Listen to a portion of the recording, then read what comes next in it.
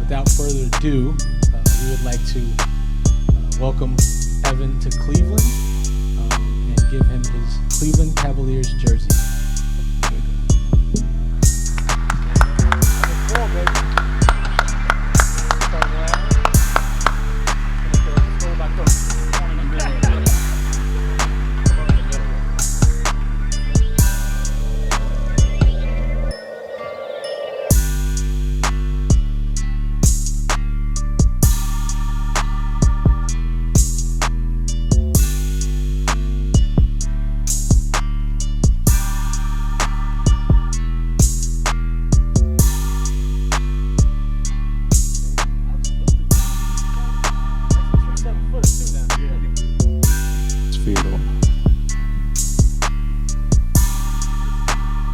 Chris Fedor, Cleveland.com. Hey, Evan, welcome to Cleveland. When did you get a sense, or did you get a sense, that the Cavs were interested throughout the process? I feel like there was a lot of teams that were all interested in me coming into the draft, and I got a sense that this Cavs team was interested throughout the whole entire draft process. And then for you, a couple of the guys in the class talked about just the brilliance of this class. It's going to go down, they think, as one of the better ones. For you, being the third pick and now coming to Cleveland, the highest draft pick that they've had in like 7 years, what do you make of the pressure and the expectations that come with being the third overall pick? I try not to focus on all the pressure. I just want to come here, do the best I can, and just get a lot of wins and hopefully become Rookie of the Year or get a lot of Rookie of the Months throughout this whole entire process. So in no way do you feel that added weight of what comes with being a top 3 pick? There's weight, definitely, but I try not to focus on that too much. Thanks, man. Kelsey. Kelsey Russo, The Athletic. Evan, nice to see you again. What has the last 12 hours been like since being in New York, being in Brooklyn, and hearing your name called, and then obviously getting here today? And what were your thoughts and feelings when you walked into Cleveland Clinic Courts this morning, or today? The past 12 hours been crazy. A lot of media, a lot of crazy moments, my name being called, celebrations, all that. Not a lot of sleep. So it's just been amazing when I came here. And I just loved it here. Has it sunk in yet to you that this is reality yet? Yeah, it's gradually sinking in. And then JB, what for you? Just kind of throughout this process and this draft process, and working obviously with Kobe, what did you like about Evan, and what really excites you about adding him to this roster? Everything. That's an easy one. No, I mean, obviously, the most important thing is when you do your background and you talk to people you trust about Evan and his family. The most important thing is the type of people that they are. Right? You can go to bat with people that you know are genuine, people that you know that care about more than themselves. And when you're building a team that has that type of character, the chemistry grows more quickly. Their willingness to do more for one another grows more quickly. And that's how you translate to wins. So we started there. And again, we're finding the world is smaller than we thought. Because we have a lot of close connections, all the way through family members and things like that, where, we were able to get a lot of great intel about the people that we're dealing with. And then obviously you throw in the skill set. I mean, you've got a guy who's 7 feet tall, who can handle the ball, who can pass the ball, who can play make, who can defend, who can score. I mean, the list goes on and on of his capabilities. But what it does is it gives you a ton of versatility as a coach. We were having conversations earlier about the teams that win in this league and how they win. And you go back, and typically are winning and successful teams. Like Evan with Jared and Isaac in our group, they give you an opportunity to win the paint. And obviously that translates into success. So And the fun part for us as coaches is watching growth and, helping young men become and reach their potential. And, again, we've been given with huge upside. Thank you. John. John Rutter from News 5. Kobe, quick question for you and then one for Evan. You said that you didn't think that he was going to be available for you at 3. When that moment sinks in that he's going to be there, was there a point in your process where you thought, this is my guy, and what made you come to that decision? When we first jumped to 3, we knew immediately how much value the pick had because we got calls from around the league. And throughout the process, you get tons of different opportunities at 3. And as we're sorting through all these different opportunities, all these draft picks, all these different potential trades, I didn't see EvanMobley in any of those. And so at 3, we were elated to be able to draft a young man of his potential. And I think his impact is going to be immediate. And, we want to move this thing forward. We want to take a step forward next year. We need to supplement with some good vets as well. But, we have some high goals in mind for this young group that's super talented. And to be able to add Evan at 3, we're tremendously fortunate. And then, Evan, a quick question. You heard Kobe say, adding you to the young group. What are you most excited about playing with this young core that they have in place here? This young team is an amazing team. They're very young, as he mentioned, and athletic as well. And I feel like I fit those descriptions as well. So I'm just super excited to get out there and play with them, meet them all, Colin Sexton, Darius Garland, all of them. And I'm just excited to play with them. Have you had a chance to interact with any of those guys? Sorry for one more quick follow-up. I talked to a few of them. Thank you. Spencer. Spencer Davies, basketball. Colin, so a lot of people are asking what's going to be the fit with Jarrett, but with those 2 guards and your playmaking ability, just watching the film, what are you looking forward to the most with Darius and Colin as a passer? I feel like me and Colin Sexton and Darius Garland are going to have a great chemistry on the floor. Me just making plays for them making plays for me, pick and roll actions, all that. I feel like we're just going to have a great dynamic. And then as far as the rookie adjustment to the pros go, it's always the schedule comes really quickly and the adjustment to just the demand of it, but the physicality as well. So what's a way that you feel you can prepare for that physicality without being on the floor, obviously, right away? And also to JB, how you can accumulate him to that, before the season starts? I feel like just staying in the gym, practicing, working with the weight coach and all that will just help me develop my skill physically as well as mental focus as well.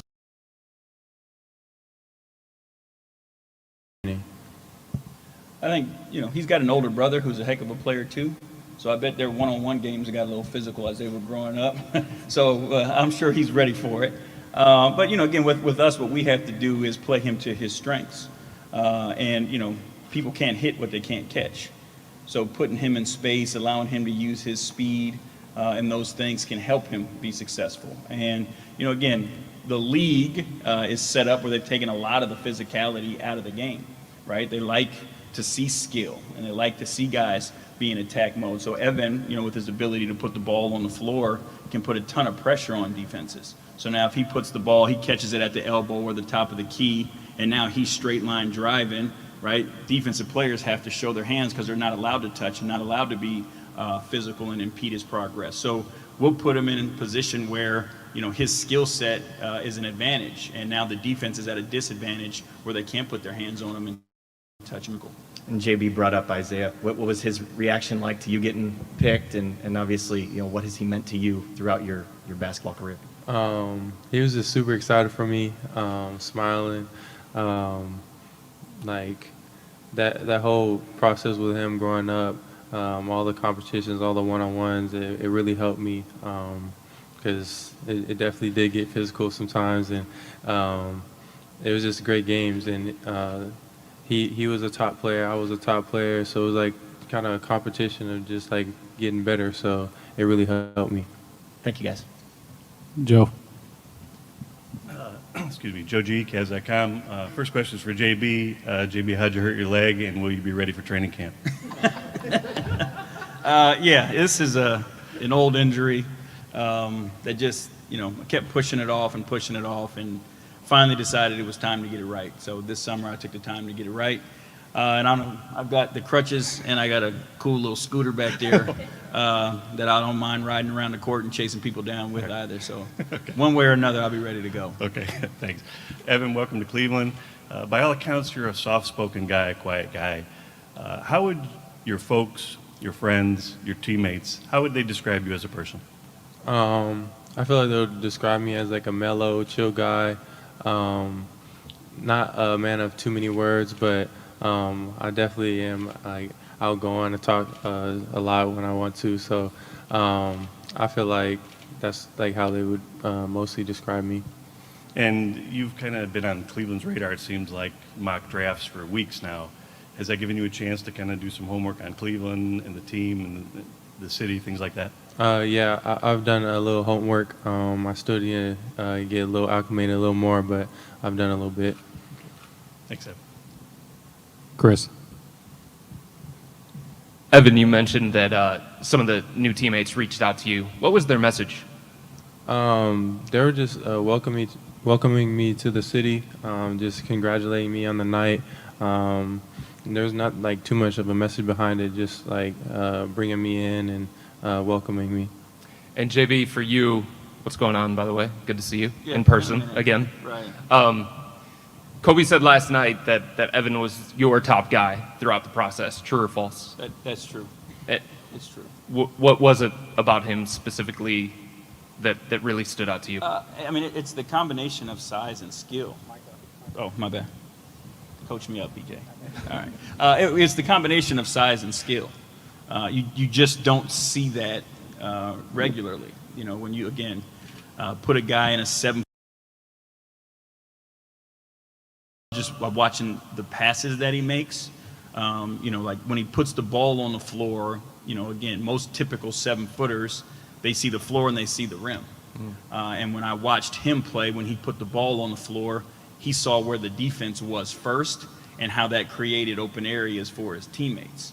And again, that's just rare for a guy his size and at his age to be able to do those things. And then, I'll go back to the old school, like he plays defense, and he takes pride in defending and getting stops and shutting people down. So, you mix that all together and, that's my kind of guy. There's been so much conversation in recent years about the value of what is the value of having somebody like Evan, a switchable defender, somebody who really is essentially matchup proof in this era? I think that size and skill beats small and skilled. If you go back, just recently, obviously with the Lakers team, and then they threw Anthony Davis at the 4, who was skilled, and their size helps, but they got to have that skill. They got to be able to play make. They got to be able to pass. They got to be able to shoot. So if you can accumulate, go and play small ball basketball. He gives us that opportunity because he can switch. A lot of guys, when it comes to the end of the game, we're fortunate enough in Evan and Jarrett that we have 2 big guys that can switch on guards and keep guards in front of them. That gives them an opportunity to skill set. So if you decide that you want to switch and throw small guys on them, we'll just throw the ball up in the air, play jump ball, and let those guys go tip it in. So I think we're fortunate with the guys that we have, and obviously with Evan. I've spoken to you now a couple of times in the last week or so, and everybody does say that you're quiet, you're reserved, but you also speak with an aura of confidence. Where does that stem from? Is that something that I feel like I always had confidence in myself. The way I portray myself out to people, I feel like some people may not see it or not, but I always have confidence in myself. I'm a very confident.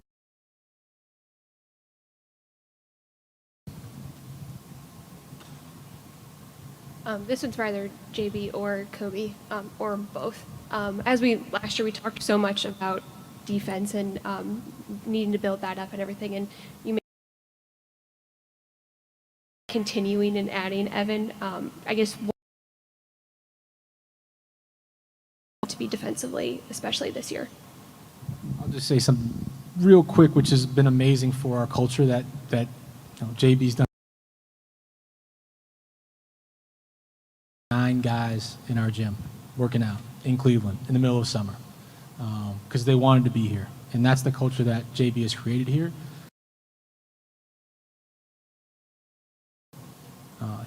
All he cares about is being in the gym and getting better. And he's defensive first. He's working. But he won't leave this gym. And that's another one of JB's favorites. So I'll pass it to Jared and Evan. We got a chance.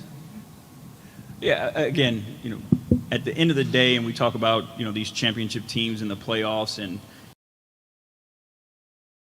points, but you look in the playoffs and all that comes to a screeching halt, right? These games get tighter, each possession becomes more important, and you have to figure out it.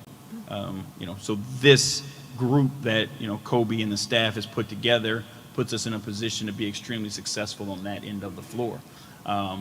We're excited about some of the things that we can do with these two guys. You sit at home and you're laying in bed and you just start thinking about all the things that you can do, the different positions that you can put the guys in, how you can always have a 7-foot rim protector in the paint, for 48 minutes. Like, a lot of teams don't have the ability to do that. And then mess around and now you got 2 of them standing in the paint. Now you're talking about your zone defense and what it looks like. But not only that, both of them have the capabilities of rotating on the perimeter. So now there's just so many things that you can do while one of them's rotating and the other one's standing in the paint just waiting on the ball if it happens to get by. There's just a lot of things that you can do in a lot of ways. You can be creative.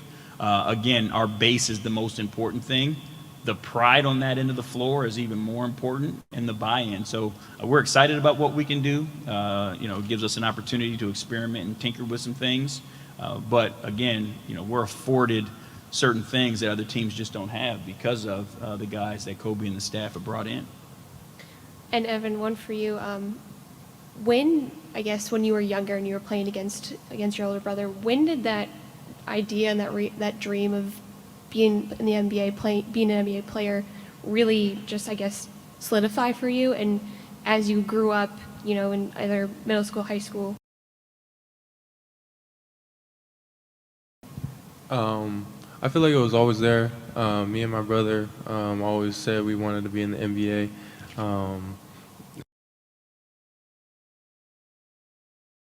Talk about it all the time, so it was always there. I would probably say, really make a real chance to getting to the NBA. That's when it really started solidifying that I have a real. Our next question will come via Zoom. Jeff Phelps. Thank you. Evan, JB talked about your unique skill set for a guy of your size. Where did that come from? Was it being the son of a coach, the younger brother of a basketball player, or a late growth spurt? Where did that come from? I feel like all the things you just mentioned, it came from all those combined. Me growing up, I played up a lot. So I had to be a guard a lot of the times because I wasn't always the tallest because I was playing up with my brother. And then also having my dad as a coach, he taught me a lot of guard skills. Growing up, had a good fundamental and good base. And as I kept growing and got taller, that just stayed with me, and that's how I am the player I am today. Thank you. Back to Spencer. Evan, do you feel like because you're 7 foot that a lot of people pigeonhole you as somebody that's bigger and is expected to be like a center? You just mentioned those skills that you had. Do you feel like you're pigeonholed, a little underestimated in what you can do on the floor? A little bit. So I feel like I'm a little underestimated sometimes, but